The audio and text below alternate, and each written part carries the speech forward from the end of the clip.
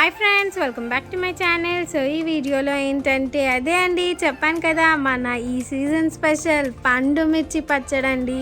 నాకు తెలిసి అయితే ఒక 90 to 95% మెంబర్స్కి అయితే ఈ పచ్చడి గురించి తెలిసే ఉంటుంది. ఈ సీజన్లో అయితే చాలా ఎక్కువగా పెడతారనమాట. ప్రతి తెలంగాణ ఇళ్ళల్లో అయితే ఈ పచ్చడి అయితే పెడతారనమాట. నేనైతే ఒక 1/2 kg పండు మిర్చి తీసుకుంటున్నాను. కొంచెం గట్టిగా ఉండాలన్నమాట. ఈ కాయ కొంచెం మెత్తగా ఉంటే కొంచెం సెట్ కాదనమాట.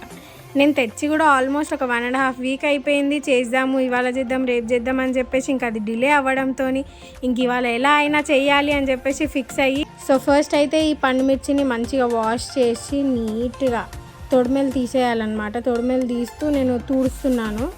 మంచిగా తూడ్చేయాలి, ఇంత వాటర్ కూడా లేకుండా. ఇంకా మంచిగా ఒక ప్లేట్లో ఆరబెట్టి పెట్టేద్దాము దీన్ని. 1/2 kg పండు మిర్చికి అయితే ఒక 100 grams ఆఫ్ చింతపండు అయితే కరెక్ట్ మెజర్మెంట్ అండి.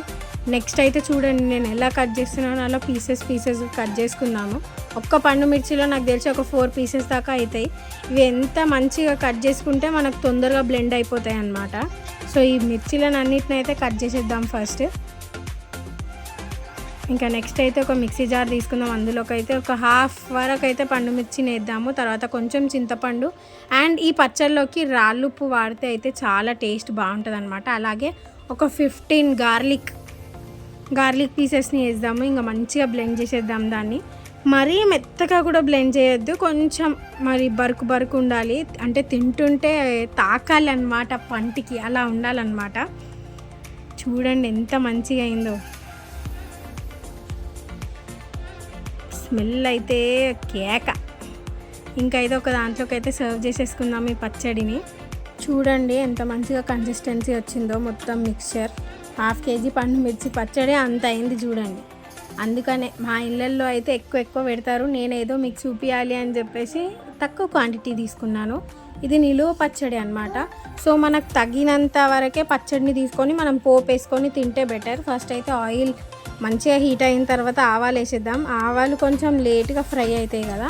ఈ ఆవాలు మంచిగా ఫ్రై అయిపోయిన తర్వాత జీలకర్ర కూడా యాడ్ చేసేద్దాము. ఇంకా జీలకర్ర కూడా కొంచెం తొందరగానే ఫ్రై అయిపోతుంది కదా. ఇంకా అందులోనే శనగపప్పు, మినప్పప్పు కూడా వేసేస్తున్నాను. ఇది కొంచెం కలర్ వచ్చేంత వరకు మంచిగా ఫ్రై చేసుకోవాలి. చూడండి కలర్ మారిపోయింది. ఇప్పుడు ఇందులోనే కొన్ని ఎల్లిపాయలు వేస్తున్నాను. అంటే నా దగ్గర తక్కువే ఉన్నాయి. ఆల్రెడీ పచ్చడిలోకి వేసాను కాబట్టి పోపులోకి అయితే తక్కువనే వేస్తున్నాను. నేను కొంచెమే పోపు వేసుకుంటున్నాను కాబట్టి ఇంకా అందులోనే కరివేపాకు కూడా యాడ్ చేసేసుకొని మంచిగా మిక్స్ చేసేసేయాలి. ఎల్లిపాయ కూడా కొంచెం ఫ్రై అయితే కొంచెం కలర్ వేరేలాగా వస్తుంది. అప్పుడు టేస్ట్ కూడా బాగుంటుంది అనమాట తింటుంటే. ఇంకా కొంచెం కలర్ వేరు రాగానే పండు మిర్చి ఇది కూడా వేసేద్దాము. చూడండి మంచిగా నాకు ఎంత కన్సిస్టెన్సీ కావాలో నేను అంతా వేసుకుంటున్నాను. ఇంకా మిగిలినది ఫ్రిడ్జ్లో పెట్టేస్తాను అనమాట.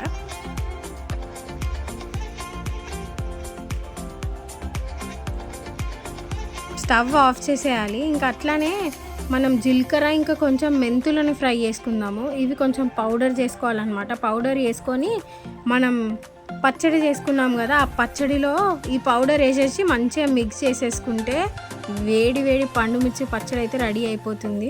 ఇప్పుడైతే సర్వ్ చేసేసుకుందాం. మంచిగా వేడి అన్నం, ఆ అన్నంలోకి పండు మిర్చి పచ్చడి, దానిపైనుంచి కొంచెం నెయ్యి వేసుకొని తింటా బాబా. చూడండి నాకైతే ఆ పచ్చడిని చూడంగానే అసలు అన్నం వేడిగా ఉంది అని కూడా మర్చిపోయాను. ఎందుకంటే నాకు చాలా ఇష్టం. నేను పచ్చళ్ళ పిచ్చిదాన్ని అనమాట. ఎంత తింటా అంటే అంత తింటా పచ్చళ్ళు. ఒక ముద్ద పెట్టుకోగానే అబ్బా అమృతం లాగా ఉంది. ఇంకా నేను తింటుంటే మా ఆయన కూడా వచ్చేసి నాకు కూడా పెట్టవే ఏం చేసావు అని. ఇంకా మా ఆయన కూడా పెట్టేసిన. ఇంకా మా ఆయన అయితే జెన్యూన్గా ఆన్సర్ ఇచ్చేసిండు, కొంచెం సాల్ట్ తక్కువైంది అని చెప్పేసి. ఇంకా నేను మంచిగా సాల్ట్ మిక్స్ చేసి పెట్టేసిన పచ్చళ్ళలో. సో అంతే అండి. నా వీడియోస్ని లైక్ చేయండి, షేర్ చేయండి అండ్ సబ్స్క్రైబ్ చేయండి.